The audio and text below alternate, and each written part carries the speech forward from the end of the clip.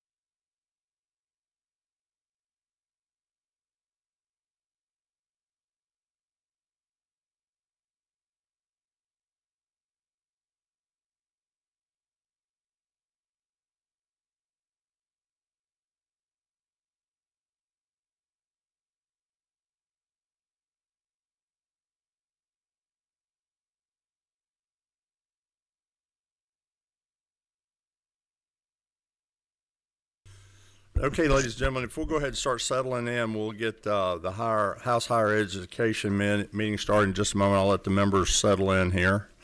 We have a number of bills on the agenda today.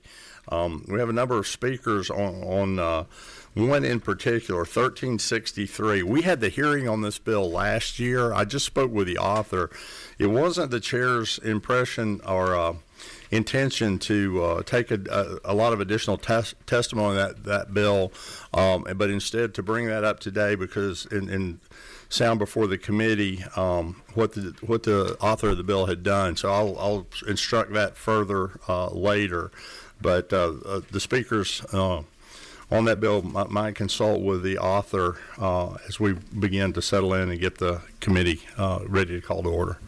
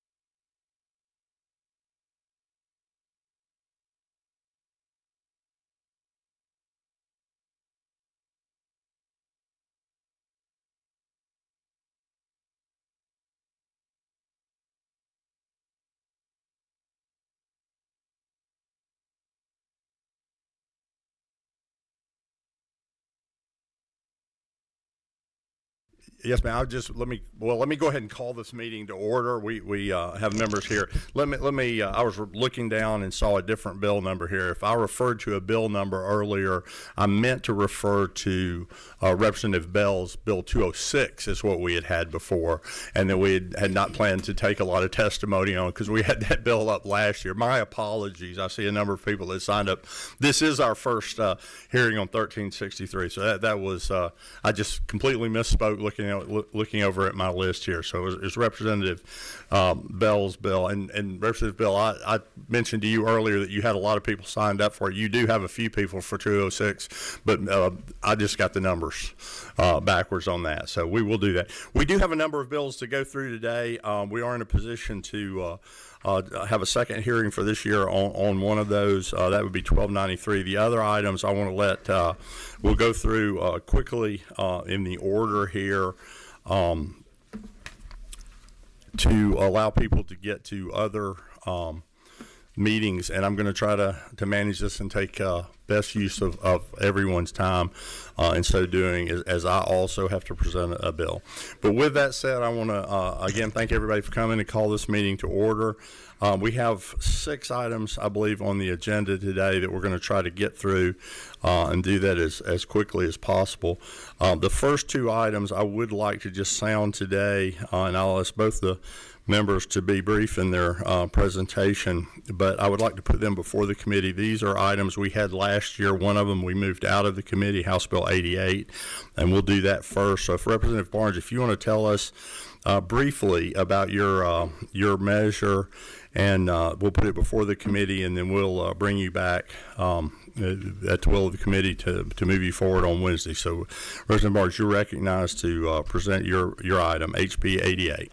Press a button for me so I know which microphone you are at. Yes, ma'am. Thank you, Mr. Chairman. Thank you, committee members. I bring to you HB 88. We passed this out of this committee last session. It's to provide student loan forgiveness for veterinarian technicians. So we passed SB 20 last session as well, which gives student loan forgiveness to veterinarians. And I'm asking for 5 $10,000 loans to help 5 lucky vet techs who would assist the veterinarians that we provided student loan forgiveness last session. Thank you, Representative. And I also, let me, I don't know if this is the formal way to do that, but I am informed by the learned staff here that you too have a new title, and it would be most appropriate to recognize you as Dr. Representative or Representative Doctor, whichever the case may be. Congratulations. That's right. Thank you. I appreciate Congratulations. Good. That's very. Thank you. Well done and well deserved.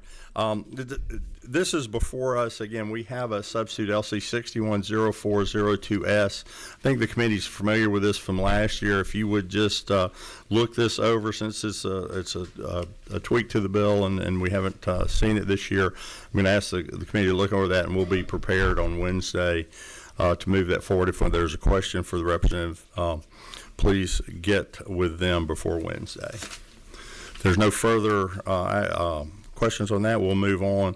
And I'm sorry, we do have one. Number 15, who's that? Chairman Thank you, Dickey. Mr. Chairman. I just want to call the committee's attention to the flyer you got from the Veterinary Association. I know I have met during the off-season with many of those in the veterinary industry, and it is definitely a shortage of these vet technicians throughout the state, especially in rural Georgia, trying to get veterinarians time to practice large animal veterinary practice, and so there is definitely a shortage, and I appreciate the author trying to do this.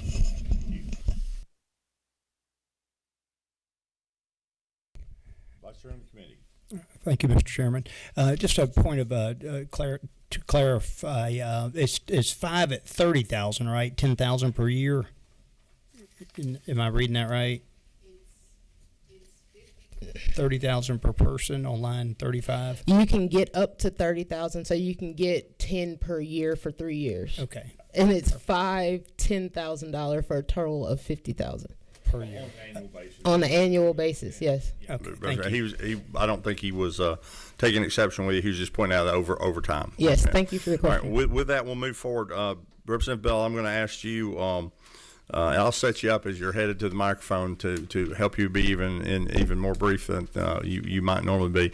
Representative Bell has brought us a proposition, and I believe I am fair to capture that. Is you're looking so that a minor offense would not cost someone their opportunity to continue to participate in the educational system. And I'm sorry, Dr. Clark is right between you and I there, so I'm going to slide over a little bit and be able to make eye contact. That you've been working with us diligently to find the appropriate language on that, and I think we do need a little tweaking. But with that, if you would just tell us real briefly about your measure as well. HB 206 originally spun as a complete repeal of the Post-Drug Secondary Act of 1990. With the support of this body as well as the chairman, we've looked to redact that language and make it smaller, somewhere more succinct, to where that the Post-Secondary Drug Act will not be repealed. But if a student or individual or Georgian has a marijuana conviction that is for personal use, they will not lose the Hope Scholarship or eligibility for the Hope Scholarship.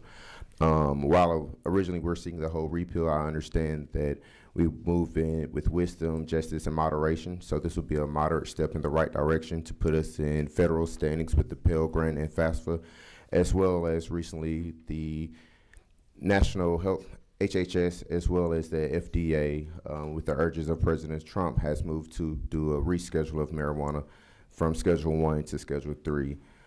Additionally, this bill is about stronger families, stronger communities, and stronger families, stronger communities. When individuals have access to employment, that reduces recidivism, then it reduces desperation, and that reduces crime. This puts people back to work and keeps them out of jail, where our criminal justice system is already seeing the weight of multiple arrests, the weight of repeated offenders. This helps individuals stay employed, get employed, and create stronger families for stronger communities to keep Georgia the #1 place to do business. Thank you. And as you see in front of you, that is not the committee substitute. Often, these things get lost in translation when putting forth the committee substitute. But I can follow up with Brittany and see where that has specifically where we codify what personal use, marijuana for personal use is. It should be on lines 41 and 42. But I'm not sure why the committee substitute didn't make it. No, I can say this. The committee substitute that we should be dealing with is LC 492631S. I am just told it is in my folder, but it is not in some of the members' folder. And we were, as I told you earlier, we were looking on that today. But I think that it's fair to say what you're looking to do is to peel this back so that a single offense would not be the sole reason for an individual losing access to loans and the Hope Scholarship. Yes, sir. And it does say possession of marijuana for personal use. If I could sound this, and then we'll go to questions. What I have done is I've asked our friends down in House Judiciary to help us with a further definition of that, because personal use is a bit subjective. And I don't mean to be light about that, but you could have 2 units of something, and you might call it for your personal use, and if you were arrested, they might say, well, you had one for you and a friend. That's not personal use. So the long and short of it, we're trying to get to an amount here, and again, that would be that would not be the sole reason that you could do that. You have a couple of questions here. Is that you, number 6, Dr. Clark? Thank you, Mr. Chair, and thank you so much for this bill. I think it's an amazing bill. I did want to ask the chair if he could repeat the LC number.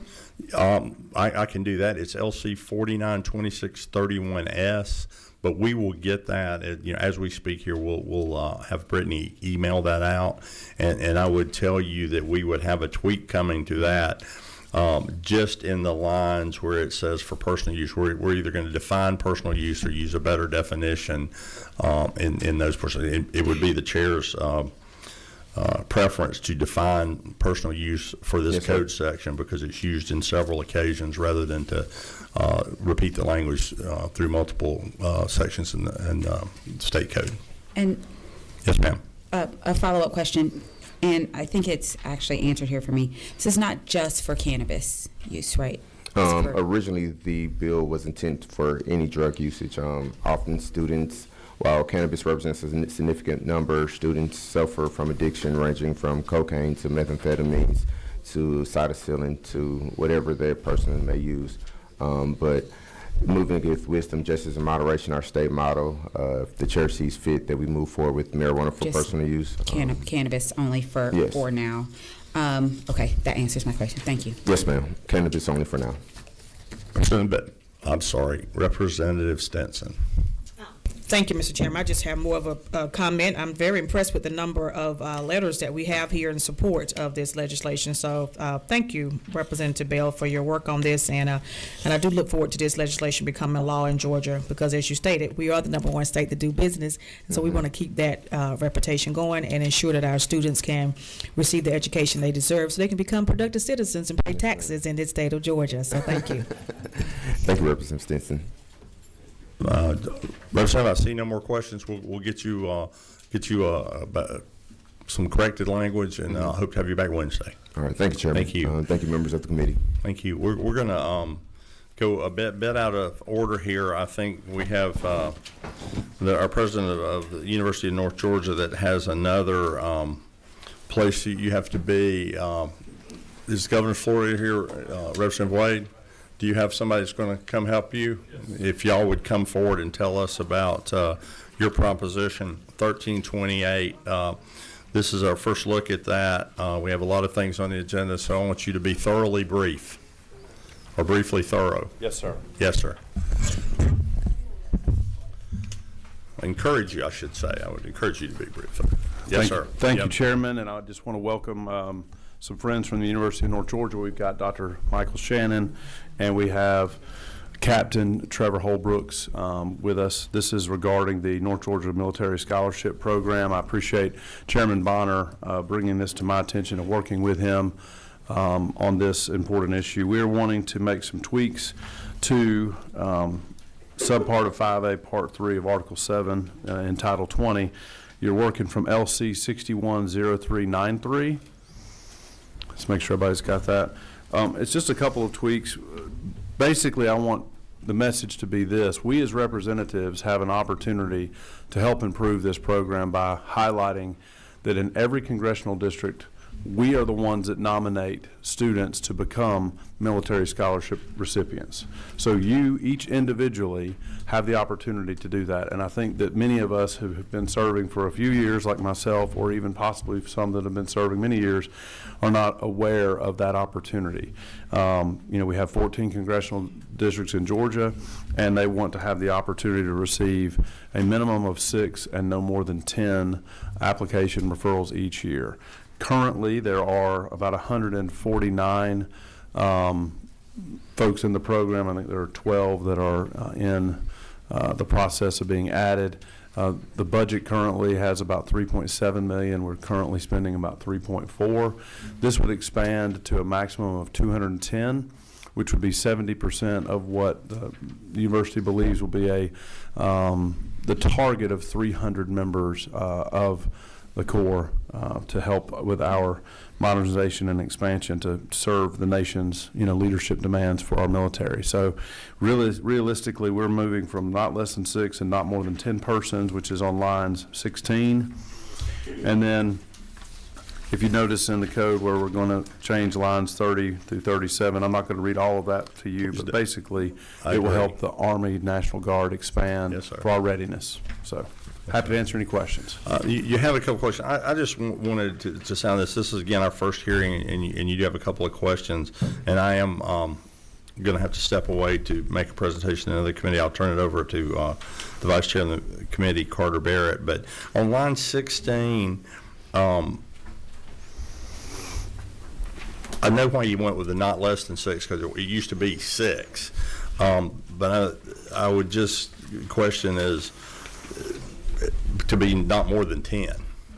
It might be something you look at. I mean, if somebody didn't have 6, you wouldn't do that. But that's just a suggestion for you all to make the numbers correct. I'm happy to talk with them. But that's completely up to you. That's just an operations thing. We want you to get what you need to have for that. And with that, I'm going to give me just a second to consult with the Vice Chairman. I'll turn it over to him.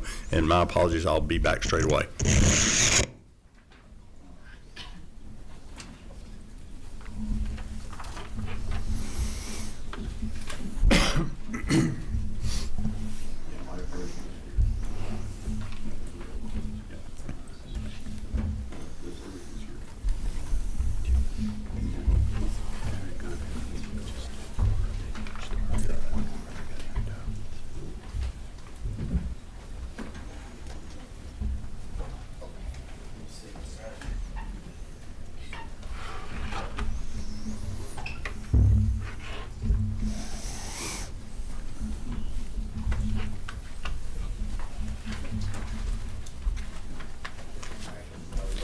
Okay, we have some questions at this time.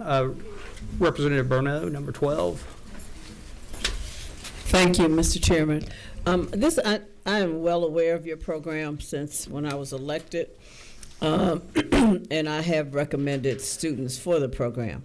And I know that out of the 3, I think 2 of them did graduate.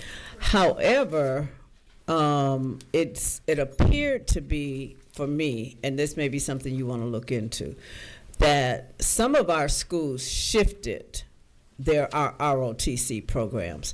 And so, like in our county, some schools don't have it anymore. I know in one school that was my school, that the person that was in charge of ROTC, he gave the names for the students, so I didn't get that opportunity. So I think that it also has to have some clarification from the district level and on the school level as to who is supposed to recommend those students. Because like you said, I don't think a lot of people know that they're supposed to, or that they have the ability to do it. So I do think that with school districts not having as many ROTC programs, that you may want to find out who that person that's in charge that can relate that information, so that those individuals will contact us. Yes, ma'am. Great feedback. Thank you. Thank you.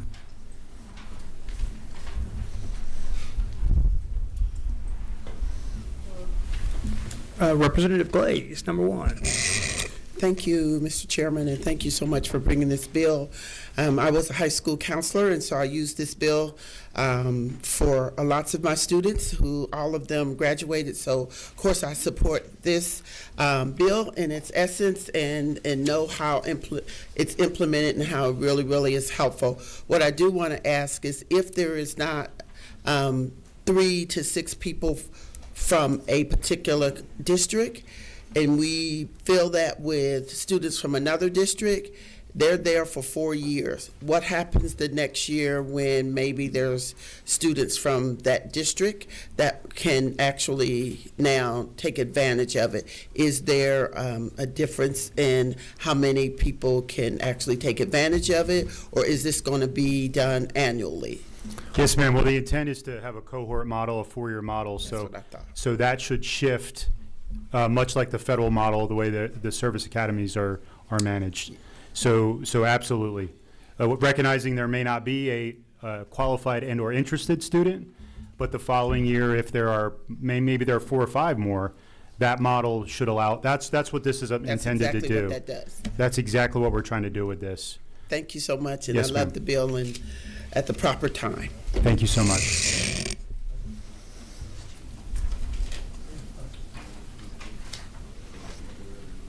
Let's see. Representative Clark. Thank you, Mr. Chair. To my friend, my question is just very simple. One, how did y'all choose the 210 number? Sure. And the follow-up to that would be, as it is currently appropriated now, would we need to add any additional funds to the budget if we maxed out on the number of scholarships this, or I guess for FY27? Yes, so I'll answer the second part first. So the rough estimate, I've not seen, and Chairman Bonner's here. Do we have a fiscal note yet? Okay. We have requested a fiscal note, but just in a rough estimate, talking with student finance, it would be about a $900,000 increase to what we currently have appropriated in the 27 budget, which is a little over $3.7 million.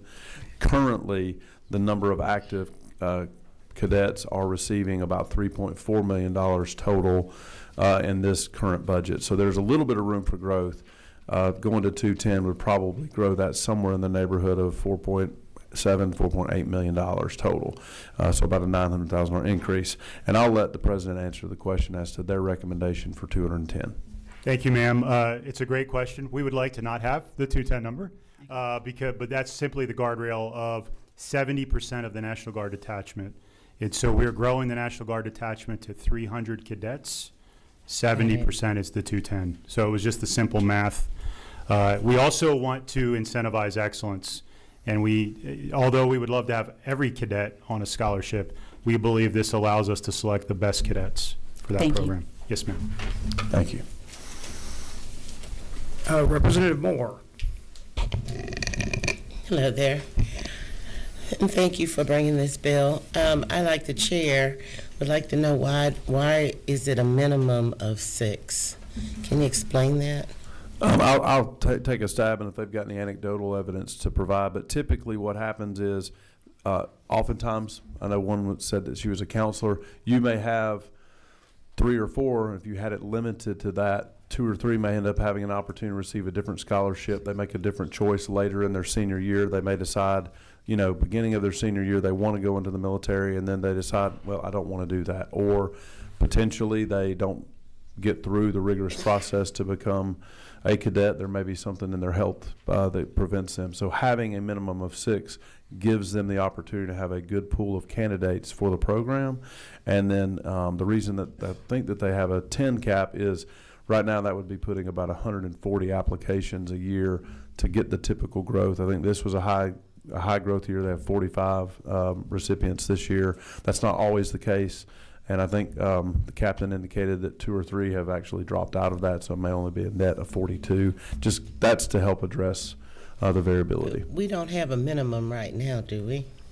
I think the target is 3 to 6 currently, and this just sets the standard so that we can get more active. And I would argue part of the reason that we're bringing this bill too is to make the awareness to all of our colleagues, work with your local school system, especially if they have a JROTC in your district, most of us do have at least one. That will help you be a part of that that process. Well, I've had the honor of nominating one this year, but not more than one. I don't think that a lot of the schools know, and once we get this going, maybe it would be to my advantage or our advantage to send notice to the graduating coaches.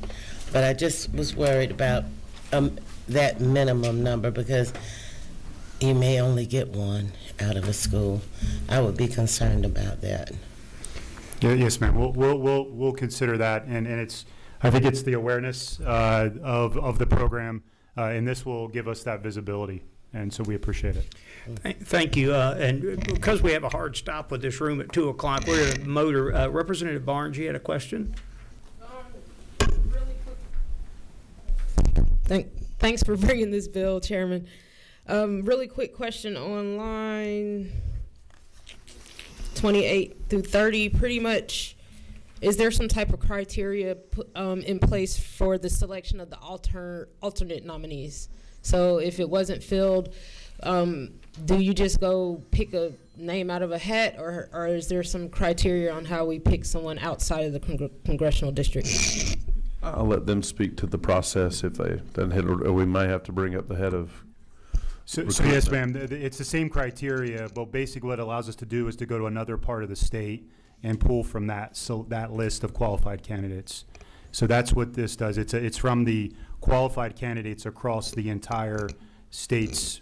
Basically, we will have a longer list then and allow us to select. So how do you choose who you want off that list?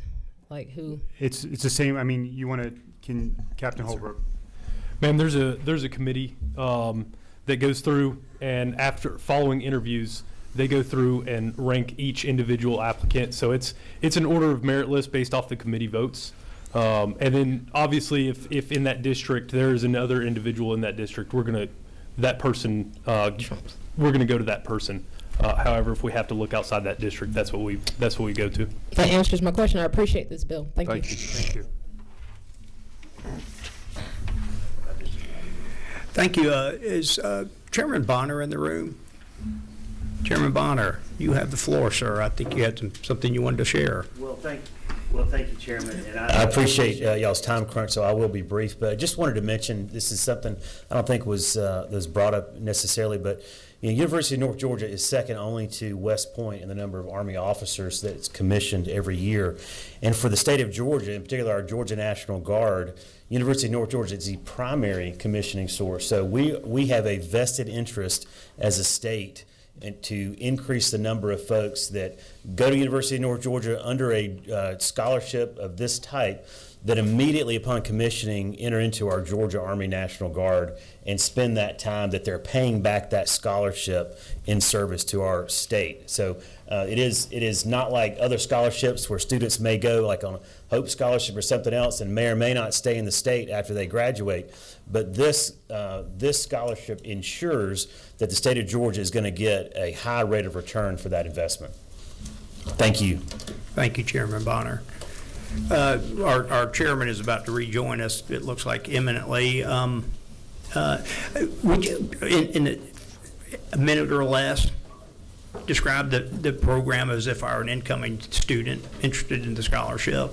Because I think people don't know what a great thing it really is, and if they did, we would have people pouring into it. I would love to have a scholarship recipient talk about that, Mr. Chairman. Good afternoon, Mr. Chairman, members of the committee. My name is Captain Trevor Holbrooks. I'm currently the University of North Georgia National Guard Detachment Commander. As Dr. Shannon mentioned, I was a recipient of the Georgia Military Service Scholarship, and I'd like to start by saying thank you. Thank you for the opportunity to be able to pursue my service to my state and nation. It's one of my life's best blessings. This is not my story came from North Hall High School, graduated in 2011, where I received the scholarship and went to North Georgia.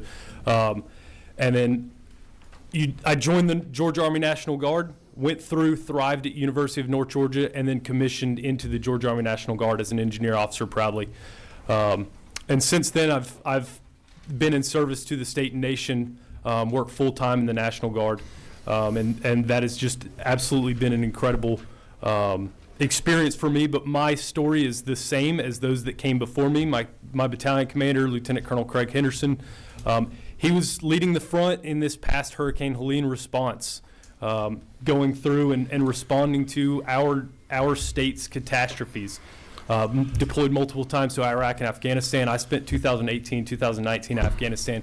So we as Georgia Guardsmen are not just staying domestic. We are serving our nation, Oconus, and then serving our communities and our neighbors, and proudly doing that. The majority of my peers, they are still well past that required repayment time frame, and they're thriving in the civilian sector, whether it be in finance, engineering, all sectors of Georgia business, and that is very commonplace amongst these recipients. Notably, Chairman, I'd like to talk on my role in the committee. I get to at times sit through some of the GMS interviews. Captain, I'm sorry. I would love. I mean, I am going to interrupt you. We have 2 or 3 more measures and 13 more minutes. If I can be so bold, I'd love to have you back. If Wednesday, when we bring it back, or another time. But I'm going to have to ask you if you would to wind it up. I don't mean to disrespect you, the university, and certainly not your uniform. But we just have to. Understood, Mr. Chairman. Yes, sir. I'll leave it at thank you. And that, ladies and gentlemen, while we are proud of those that serve us, I thank you very much. Could you wave and let you? All right. Well, there you go. Thank you very much. Thank you. To the governor's floor leader, we've got that. We're going to move on now because we do have 2, 3 more things that we have to do. I have multiple people. I'm getting the eye out there. Thank you very much. Thank you, Mr. President. We'll get you right back if you have anything you need to change. There's 2 of you sitting beside each other. I know you need to go, Chairman Silcox. I'm going to, y'all can both come at the same time. Representative Rice, you come up here. I'm going to give you about a minute to tell us about yours because we're going to have you back on Wednesday. Can I let her go? You can. It's just going to, but we're probably not going to get to you then. I mean, we've got 13 minutes. If you just want to sound yours in a minute, and we're going to have you, because this is going to get you your first hearing, so we'll be ready to take action when we bring you back. So I think I know what you're trying to do here with the workforce. Yes, ma'am. Tell us about 1345. Thank you, Mr. Chairman. So Chairman and committee members, House Bill 1345 positions Georgia to implement the new Workforce Pell Grant Program, made possible through federal workforce and education investments included in the Big Beautiful Bill. The legislation establishes a clear state approval process so Georgia can access and deploy these federal funds to strengthen our workforce and expand opportunity for Georgians seeking career pathways outside of traditional degree programs. The federal government created the funding opportunity, but House Bill 1345 keeps the program approval and oversight at the state level. So 1345 aligns Georgia law with expanded federal grant eligibility that now allows students and working adults to use federal financial aid for short-term workforce training programs. These funds are specifically designed for non-credit industry-recognized certification programs that meet verified employer and industry workforce needs. The intent of the bill is simple: create a clear, accountable process so qualified training providers can receive workforce Pell Grant funding and connect Georgians directly to jobs, placements, and higher wages. So the workforce Pell Grant fund short-term, high-quality workforce training programs typically last weeks or months rather than years. These programs focus on high-demand industries as identified by the governor and the state Workforce Development Board. Programs industry recognized credentials aligned directly with employer hiring needs and are designed especially for low-income students and individuals seeking rapid workforce industry through non-college pathways. So the accountability standards for these providers they have to be in operation for 1 year prior to approval. They have to demonstrate a minimum of 70% completion rate of the program, and they achieve a 70% job placement. Produce earning outcomes where graduates reach wages have to be at least 150% above the federal poverty level plus the cost of the training of the program. So why it matters, it brings new federal workforce funding from the Big Beautiful Bill to Georgia. It expands access to rapid job-focused training opportunities, helps employers fill critical work shortages, and ensures that Georgia does not leave federal dollars on the table. So in closing, workforce Pell Grants provide a direct pathway for individuals to gain industry credentials, enter high-demand careers quickly, and achieve wages above poverty thresholds. By establishing a clear state framework, 1345 allows Georgia institutions and workforce providers to access federally funded workforce Pell Grants, accelerating workforce entry, increasing earnings potential, and supporting economic growth across our state. House Bill 1345 represents a significant opportunity to leverage federal resources, strengthen Georgia's workforce pipeline, and expand access to career-ready training aligned with employer demand. Mr. Chairman and members of the committee, I respectfully ask for your favorable consideration, House Bill 1345. Thank you, Representative. You have a couple of questions, but we're going to, the representatives have waived those till we see you again on Wednesday, and they may see you on the floor, Whip Park and Dr. Clark. Thank you for the presentation. We just wanted to get you in because the bill came in late and we're running out of days before crossover, so you will be back on Wednesday and available for action on Wednesday. Thank you. With that, House Bill 1363, Chairman Silcox. And it is clear to me, as the chair comes to present the measure, we have a number of speakers on the bill. We probably, I'm told we have to give up the room at 2 o'clock. So we may not get to all speakers. If we don't, we will carry it over to Wednesday. You have the floor. Thank you. Thank you, Mr. Chairman, and thank you for hearing this bill today. I greatly appreciate it. I am due in the Education Subcommittee on another bill at 2 o'clock, so I will be very brief. This bill is brought to us by the Georgia Solidarity Network.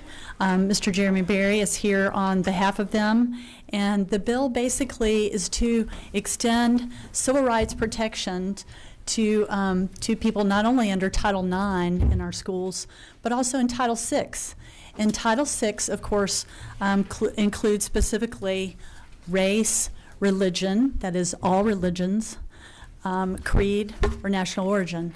And so this is a position that already exists, at least in our university systems. But it gives people, it gives someone with a discrimination claim a place to go, because right now they don't know where to go. They don't know whether to call the police. They don't know where to go.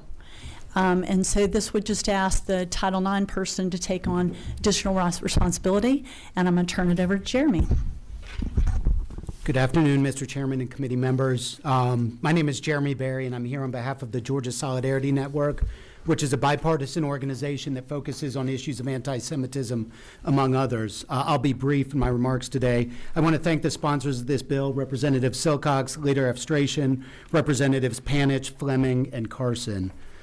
Recently, a sixth grader in Cobb County received an anonymous note in his locker with a threat and a slur that said, "Kill yourself, kike." The student's parents went to the school administrator, who said, "Oh, that's awful, and if it happens again, let us know." The kid was reluctant to return to school because the school leaders didn't want to be bothered with his safety. Now, however, the Federal Office of Civil Rights is currently investigating the Cobb County schools as a result of this matter. Many school districts are not equipped with how to deal with issues of anti-Semitism.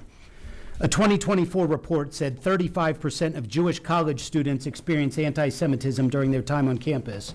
Another report said the number of anti-Semitic incidents on campus has increased 27%. Only 12% of students surveyed felt that reported incidents were properly addressed by their institutions. Again, in the interest of time, I'll be succinct, but suffice to say, many school districts do not, though they do a great job of educating kids, do not know how to deal with issues of discrimination, of anti-Semitism, of racism. The federal law under Title VI provides ample protection for groups that are experiencing illegal discrimination and unlawful harassment in our public school systems. What we found in practice, though, is that they're not well understood, consistently enforced, and sufficiently reported. A statewide Title VI coordinator is the solution to help protect the civil rights that are already afforded administrators, employees, and students. What we're trying to do is to have a single coordinator for the K-12 system. This is not creating a new job. It is assigning a responsibility to an existing person so that we can have uniformity across the state. We can see trends in the various school systems, and we can address issues properly, because unfortunately many school systems are not equipped to handle these. Thank you. Thank you very much. And we did have a question. Dr. Clark, did you want to ask the author a question? It's quick. Thank you so much, and thank you for your testimony. My question has to do with the overlap between federal Title VI protections and what this bill is seeking to do. And I notice on the federal level, there are already protections against race, ethnicity, and national origin, but this bill also adds disability, religion, and marital status as well, or maybe, I think that's right. Is there a reason why this bill is seeking to go beyond what Title VI does? And is there any concern that this coordinator will now have double the amount of work, since they have to deal with quite a bit more than what the federal level is dealing with? Well, I guess I just want to understand your question. Are you saying those groups should not be protected? Or? I'm just asking because this is, y'all said this is to bring Title VI protections, but currently Title VI protection is race, ethnicity, and national origin, not disability, religion, and marital status. So is it your those are already, intent? I think, covered under various federal laws that may or may not be able to be handled at the school level. So that's, again, one person sort of handling all of those. I think you're referring to line 23, and that's just a restatement of the law, the current law. I think you're looking at LC 650073, referring to lines 23 and 24, and that's just restating the law. We're not trying to expand civil rights by any stretch. The chair's going to call time out. So you're referring to 650073. We don't have that. The bill we were given was 650065. So I mean that. Well, but no, I think that issue. Yeah, no, understood. No, I was just saying. I just want to get the right bill in front of the committee. That's not understood. To say either of you are. And I just want to point out, for a point of clarification, you're talking about definitions. Also in Section 2, it is laid out, and it just, the way I'm reading this bill, this Title VI coordinator would be responsible for handling all of these categories, not just the ones that a Title VI officer would handle at the federal level. The legislation, again, the version I'm looking at, I assume the prior version as well, says that the Title VI coordinator shall receive, document, and investigate complaints of discrimination and harassment occurring in any public school in this state and prepare written findings.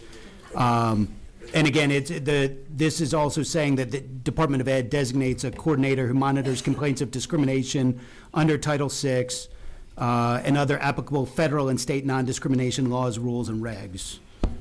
Thank you. And again, your LC that you're reading from is LC 650073? Yes, sir. Okay. I'm going to move us forward if the whip will allow. We're not going to. We have some folks here that want to testify on the bill. We clearly have some, we got to get on the same page, because if that's 650073 and it does have an S on it, it wasn't written as a sub for this bill. That was another draft bill. Maybe that was a prior version I'm working on. Right, and we could be apples and oranges here. I mean, that doesn't make you wrong or right. It's just we're not I think the answers would remain the same, but your point is well taken. Right. I mean, there's going to be some questions. So if we could do that, I have a lot of people that signed up for this. We have just a couple. Well, we actually have no minutes left. I've got another bill downstairs. Yeah, I'm going to do this. I'm going to apologize to those that came to speak, and Representative Pennant, you a signer on the bill, and I was going to actually go to all of them before I came to you because you're here every day. But I'm going to ask you all to come back on Wednesday so we can do this. This is obviously a very important issue. It's important to the committee. It's important to the state of Georgia, and it's important to the people of Georgia that it impacts. So if I can, I'm going to set this, and we'll have it back for the committee. We'll make sure. If you would, Representative Pennant, work with Chairman Silcox and make sure we have the language you wish us to address. And if the whip would agree with me on that, we'll set this aside and we'll bring it back for a first hearing and testimony on Wednesday, and we'll get things moving along, because I think the pro tem has joined us, and I need to hear 1293 if Representative Jones is here. I thank you, for bringing that to us. Is that okay, Dr. Clark? You agree with us on that? We'll get them back and get on the right page. Thank you very much. With that, we'll move on from 1360. My apologies to those that came to speak. I promise you will get your opportunity to do that on Wednesday. Thank you. Representative Jones is here. Yes, there you are. Yes, ma'am. All right. I think I'll hopefully be. Oh, I do have this to hand out. Yes, ma'am.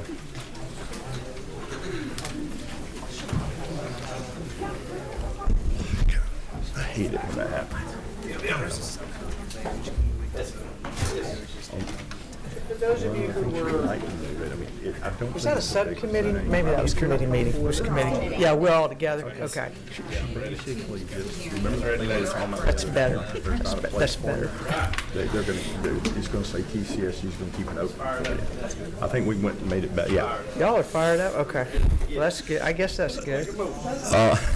Thank you. To the Speaker Pro Tem, I'm going to recognize you to present the language, and I know we're just passing out your sub right now, so let's get. Oh, okay. This is the sub. Okay. Or is that no? You were passing out. I thought you were passing out a sub. No, we have okay. We have you have the sub in your package.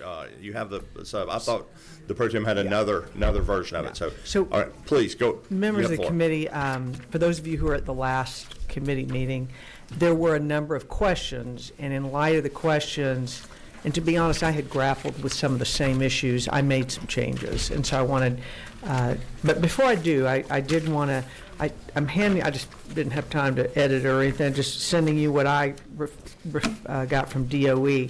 The question was, how many of these completion school sites are there that students who have dropped out or at risk of dropping out can attend in the state?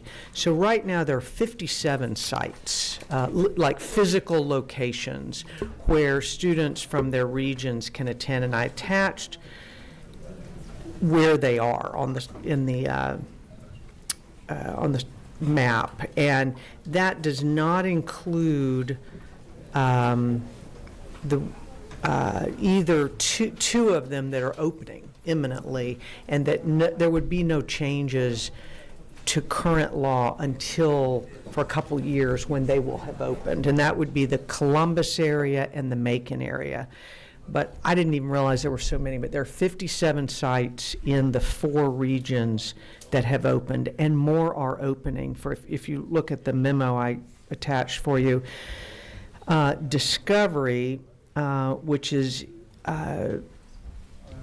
down in the Albany area, and it has opened. They're planning, or they're talking to putting one at ABAC, and also with some other partnerships as well. So they're kind of spreading all over the state, to be honest. What we were referring to that there were questions about are the 5 locations through the technical system, technical school system, where students who are 16 and 17, in addition to 18 through 22, can attend to get their high school degree. And I wanted to demonstrate we have many more sites that are available to students now, with many more coming online in the next couple years. The changes that I made, and the only changes in the bill, are lines 193 through, the pertinent changes are 193 through 200. So the change I made is, because I have had a concern about this, and y'all pointed it out, if you're not going to have one of these completion school consortiums anytime soon, are we taking something away from you? And the truth is we would have. So I've made it that until or if you ever get one of these completion school consortiums in place, and I've talked with Technical School System of Georgia, they've agreed they will continue to offer it. It's 2 locations right now in the Atlanta area. One's at Atlanta Tech, and one is at Chattahoochee Tech in Marietta. So those 2 would continue to offer services indefinitely.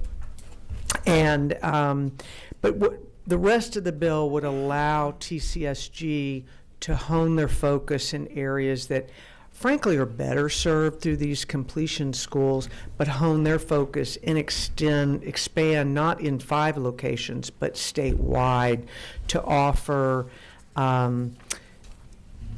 classes so that students who are 18 to 22 could complete their high school degree at a technical college while working on certifications or other training. The wraparound services would specifically be related to time management, counseling, because remember, these are students that have dropped out. So it didn't work for them before. Just for whatever reason, the services are designed to help them get back on track and get a high school degree and get some training. And with that, I'm happy to answer any questions.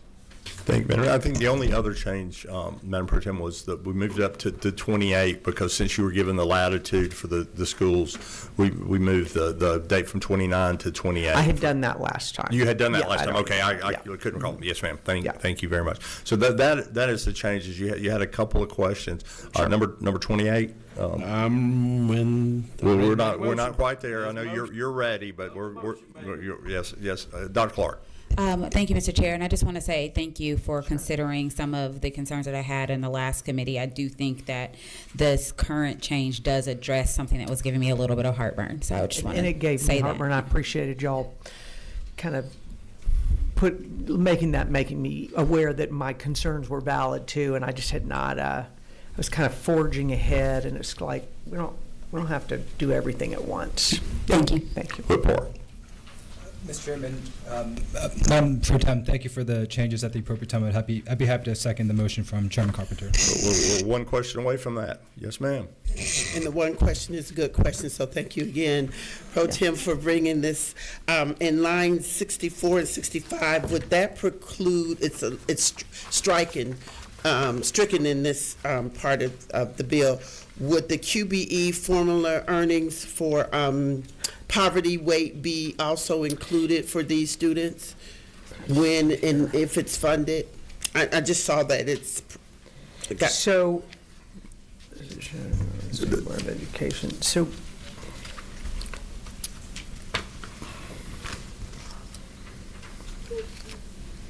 I believe, Madam Pro Tem, isn't that where you're resetting the way that's being budgeted in the further back in the bill, correct? Well, and at the last iteration, like I guess it was last year, it was they were thinking that they were going to leave that program, but only in those 5 locations.